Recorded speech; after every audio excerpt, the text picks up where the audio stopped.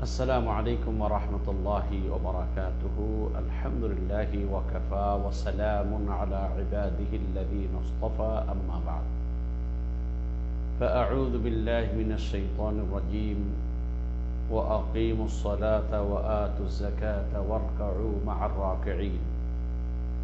اللهم صل على محمد النبي الأمي وعلى آله وأصحابه أجمعين. প্রিয় দিনী ভাই বোনেরা, আমি আজ আপনাদের সামনে যে বিষয়ে আলোচনা করব সেই বিষয়টি হলো ইসলামে যাকাত বৈধকরণের রহস্য কি, অর্থাৎ ইসলামে যে আল্লাহ সুবহানাহু ওয়া তাআলা যাকাত প্রদানের বিধান রেখেছেন এর মধ্যে কি কি হিকমত বা কি কি রহস্য রয়েছে। প্রিয় ভাইদেরকে বলবো, প্রথমে কথা হলো যে আল্লাহ যখন কোনো বিধান বান্দার উপরে প্রদান করেন, অর্থাৎ কোনো হুকুম যখন আল্লাহ বান্দাকে দেন, তাহলে সেখানে বান্দার কর্তব্য হলো ওই বিধানটি পালন করা। এখানে এর রহস্য কি এগুলো কিছু তালাশ না করা।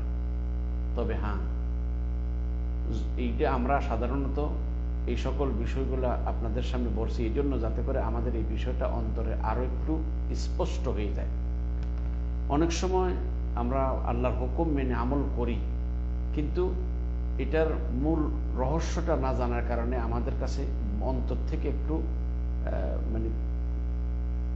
মানসিকভাবে একটু সংকুচিত থাকি আমরা।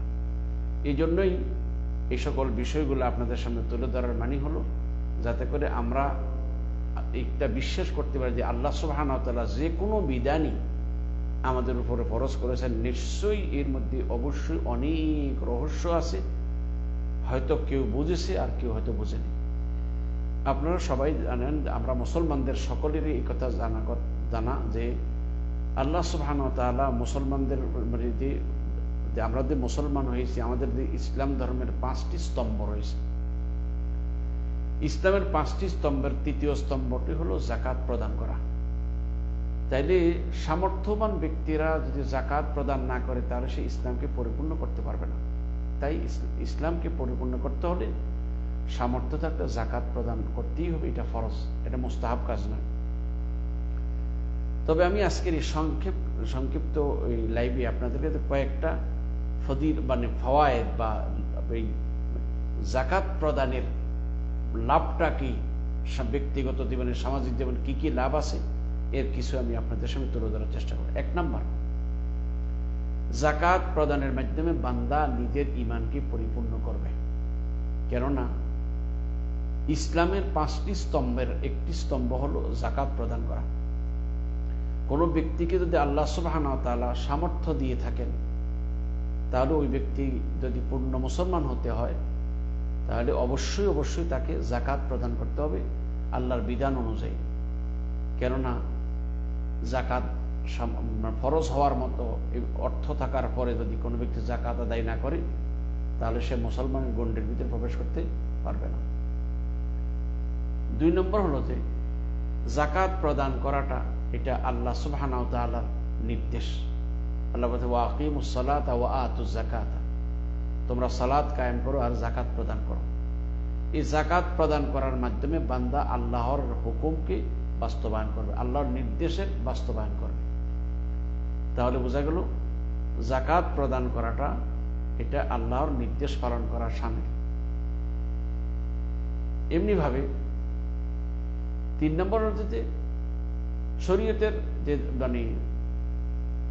আল্লাহ সুবহানাহু ওয়া তাআলা যে দ্বীনের কিছু নীতি নির্ধারণ করে দিয়েছেন, এইসব বিষয়গুলা বান্দার যাকাত প্রদানের মাধ্যমে, অর্থাৎ এই যে আল্লাহ সুবহানাহু ওয়া তাআলা যে মুসলমানদেরকে সম্পদ দিয়েছেন, এই সম্পদের মধ্যে যে আল্লাহ সুবহানাহু ওয়া তাআলা গরিবদের হকও রেখেছেন। কেননা এই যত টাকা পয়সা আমি কামাই করি সমস্ত টাকা পয়সা আমারই হবে না, বরং এখানে আল্লাহ সুবহানাহু ওয়া তাআলা আমার টাকার মধ্যে একটা অংশ গরিবের জন্য রেখেছেন, আর সেটা হলো 40 ভাগের 1 ভাগ। এই টাকাটা আদায় করার মাধ্যমে বান্দা নিজের আল্লাহর দাসত্বতা স্বীকার করবে, তাছাড়া সমাজের হতদরিদ্র মানুষদের প্রতি সে সহানুভূতি করবে। তাছাড়া হলো যে এই দান যাকাত যেটা আছে এটা বান্দার জন্য বান্দাদের ইসলামের ব্যাপারে সত্যিকার মুসলমান, এটার একটা প্রমাণ। রাসূল সাল্লাল্লাহু আলাইহি ওয়াসাল্লাম ওয়াসসাদকাতু বুরহান, সাদাকা হলো বুরহান, মানে আপনি আমি যে আমরা যে মুমিন, আমরা তো মুখে তো অনেক কথাই বলতে পারি, অনেক কিছুই মানে আমরা বলতে পারি, কিন্তু টাকা পয়সা খরচ করাটা আল্লাহর হুকুম মোতাবেক, আল্লাহর নির্দেশে টাকা পয়সা খরচ করাটা, নিজের পকেটের কষ্ট উপার্জিত টাকা আল্লাহর হুকুমে আল্লাহর রাস্তায় খরচ করাটা সহজ ব্যাপার নয়। এইভাবে কোনো একজন মানুষ যখন নিজের কষ্টবর্জিত পয়সা আল্লাহর নির্দেশ মোতাবেক, আল্লাহর নির্দেশ অনুযায়ী নবীর তরিকা মোতাবেক দান করবে, এতে সে নিজের ইমানের পরিপূর্ণতা বা নিজের ইমানদারের দাবিতে সত্যবাদিতা একটা প্রমাণ করবে। আজকে দেখেন অনেকেই আমাদের আলহামদুলিল্লাহ যথেষ্ট অর্থ সম্পদ আল্লাহ দিয়েছেন, কিন্তু আল্লাহর হুকুম পালনের ক্ষেত্রে এত গরিমসি যে তারা ঠিকমতো এগুলা হুকুম পালন, বিশেষ করে যাকাত প্রদানের ক্ষেত্রে নামমাত্র কিছু দিয়েই সে হাত গুটিয়ে নেওয়ার চেষ্টা করে। কিন্তু প্রকৃত মুমিন যারা আছে তারা নিজের অর্থ সব হিসাব করে যাকাত পাই পাই করে হিসাব করে বের করে দিবে। 5 নম্বর হলো যে এই যাকাত দেওয়ার মাধ্যমে বান্দার নিজের গুনাহ খাতাগুলো মোচন করবে। রাসূল সাল্লাল্লাহু আলাইহি ওয়াসাল্লাম ওয়াসসাদকাতু তুতফিউ খাতিআহ কামা ইউতফিউ নারাল মাউ, যে রাসূলুল্লাহ সাল্লাল্লাহু আলাইহি ওয়াসাল্লাম বলেছেন যে সাদকায় মানুষের গুনাহগুলোকে এভাবে মিটিয়ে দেয় যেমন, বা এভাবে নিভিয়ে দেয়, এখানে সার কথা হলো মিটিয়ে দেওয়া আর কি, যেমন পানি আগুনকে নিভিয়ে দেয়। তাইলে আমরা যখন আল্লাহর রাস্তায় যাকাত সাদকা করব, এতে করে আমাদের গুনাহ খাতাগুলোকে এইভাবে মানে নিভিয়ে দেওয়া হবে, ওগুলোকে মোচন করে দেওয়া হবে। তাছাড়া আল্লাহর হুকুম মেনে যাকাত প্রদান করার মাধ্যমে বান্দা আল্লাহর নিয়ামতের শুকরিয়া আদায় করবে। আল্লাহ যে আমাদেরকে নিয়ামত দিয়েছেন, এই যে ধন সম্পদ যা সবগুলো আল্লাহর নিয়ামত, এই নিয়ামত সমূহ আল্লাহ আমাদেরকে দিয়েছেন, তাই আমাদের কর্তব্য হলো এই নিয়ামতগুলো আল্লাহর হুকুম মোতাবেক খরচ করা। তো আল্লাহর নিয়ামতের শুকরিয়ার একটা বহিঃপ্রকাশ হলো যে আল্লাহর নির্দেশ অনুযায়ী যাকাত প্রদান করা। আর আমরা যদি আমরা যাকাত আল্লাহর শুকরিয়া আদায় করার জন্য দিয়ে থাকি, আল্লাহ সুবহানাহু ওয়া তাআলা অবশ্যই এর উত্তম প্রতিদান আমাদেরকে দিবেন। আল্লাহ রাব্বুল ইজ্জত বলেছেন, লা ইন শাকারতুম লা আযীদান্নাকুম, তোমরা যদি আমার নিয়ামত পেয়ে তার শুকরিয়া আদায় করো, আমি তোমাদের জন্য নিয়ামতকে আরো বৃদ্ধি করে দেব। আর যদি তোমরা অকৃতজ্ঞ হও, তাহলে আমার শাস্তি বড় কঠিন। এমনি ভাবে যারা আল্লাহর রাস্তায় যে যাকাত দিচ্ছে, এই যাকাত দেওয়ার মাধ্যমে বান্দা আল্লাহর প্রিয় পাত্রে পরিণত হবে। এই যে আমরা আল্লাহর নির্দেশ মেনে কষ্টবর্জিত টাকাগুলো আল্লাহর খুশির জন্য আমরা খুশি মনে বিলিয়ে দিচ্ছি, এটা নিঃসন্দেহে আল্লাহর সন্তুষ্টি অর্জনের একটি মাধ্যম। আল্লাহ পাক কোরআনে কারীমে বলেছেন, আল্লাযীনা ইউনফিকুনা আমওয়ালাহুম বিল-লাইলি ওয়ান-নাহারি সিররান ওয়া আলানিয়াতান ফালাহুম আজরুহুম ইনদা রাব্বিহিম ওয়ালা খাউফুন আলাইহিম ওয়ালা হুম ইয়াহজানুন। সূরা বাকারার এই আয়াতে যা বলেছেন, আল্লাযীনা ইউনফিকুনা আমওয়ালাহুম বিল-লাইলি ওয়ান-নাহার, যারা তাদের ধন সম্পদকে রাত দিনে প্রকাশ্য, সিররান ওয়া আলানিয়াতান, প্রকাশ্য অপ্রকাশ্য গোপনে মানে কি করে আল্লাহর রাস্তায় দান করেন, ফালাহুম আজরুহুম ইনদা রাব্বিহিম, তাদের জন্য তাদের রবের নিকট এর প্রতিদান রয়েছে, ওয়ালা খাউফুন আলাইহিম ওয়ালা হুম ইয়াহজানুন, তাদের কোনো ভয় নেই, তারা পেরেশান হবে না। তাহলে বোঝা গেল যে আল্লাহ সুবহানাহু ওয়া তাআলা বান্দাকে যে নিয়ামত দিয়েছেন, এই নিয়ামত, এই যে আমরা আল্লাহর রাস্তায় যে গোপনে সাদাকা করতেছি, দান করতেছি, যাকাত প্রদান করতেছি, গরিবদেরকে দিচ্ছি, এর উত্তম প্রতিদান মহান রব্বুল আলামিন নিকট রয়েছে। তাছাড়া এই যে বান্দা যাকাত প্রদান করার মাধ্যমে আল্লাহর দয়া প্রাপ্ত হবে, আল্লাহর রহমতের হকদার, আল্লাহর রহমত প্রাপ্ত হবে। অর্থাৎ যে বান্দা ও বান্দি তার মালের যাকাত হিসাব করে বের করে দিবে, এই লোকটার প্রতি আল্লাহ পাকের রহমত বর্ষিত হবে। আল্লাহ সুবহানাহু ওয়া তাআলা বলতেছেন, ওয়া রাহমাতি, আল্লাহ বলেন, ওয়া আকিমুস সালাতা ওয়া আতুজ যাকাতা ওয়া আতিউর রাসূলা লাআল্লাকুম তুরহামুন, তোমরা সালাত কায়েম করো, যাকাত প্রদান করো, আর রাসূলের আনুগত্য করো, যাতে করে তোমরা রহমত প্রাপ্ত হও।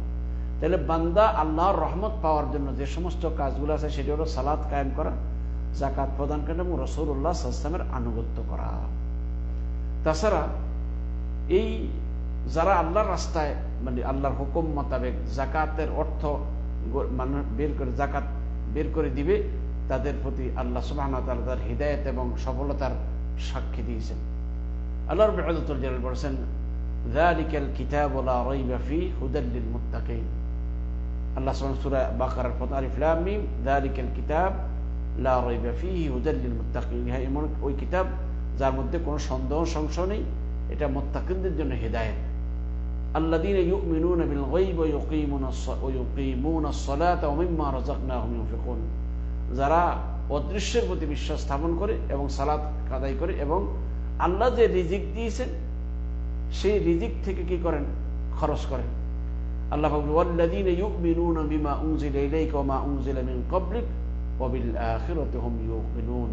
এবং যারা আল্লাহ তাদের প্রতি যা নাযিল করেছেন এবং তাদের পূর্ববর্তী নবীদের প্রতি যে সমস্ত যা নাযিল করে তার প্রতি কি করেন? বিশ্বাস রাখেন। অর্থাৎ যারা কোরআনুল কারীমকে এবং পূর্বের আসমানি কিতাবসমূহের প্রতি বিশ্বাস স্থাপন করে তাদের বলেছে, এবং তারা পরকালের প্রতি দৃঢ় বিশ্বাস করে, এই সকল ব্যক্তিদের বলছে উলাইকা আলা হুদাম মির রাব্বিহিম।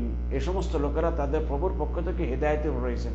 ওয়া উলাইকা হুমুল মুফলিহুন, এরাই হলো সফলকাম। এই আয়াতের মধ্যে আল্লাহ সুবহানাহু ওয়া তাআলা সফলতা অর্জনের এবং হেদায়েতের যে সমস্ত কারণগুলো বলেছেন তার একটি কারণ হলো যে আল্লাহর রাস্তায় খরচ করা। অর্থাৎ এই যাকাত এটাও এর মধ্যে আল্লাহর রাস্তায় খরচ করা হয়। প্রিয় ভাইদেরকে বলবো, প্রিয় ভাইরা, সেই জন্য আল্লাহ সুবহানাহু ওয়া তাআলা যাদেরকে অর্থ দিয়েছেন, টাকা পয়সা দিয়েছেন, স্বর্ণগয়না যাদের স্ত্রীদের আছে, তাদেরকে বলবো আপনি আল্লাহর হুকুম পালন করুন। এতে করে আপনি আল্লাহর এই যে টাকাগুলো আপনি আল্লাহর রাস্তায় খরচ করছেন, এটা ডাস্টবিনে ফেলে দেওয়া হচ্ছে না।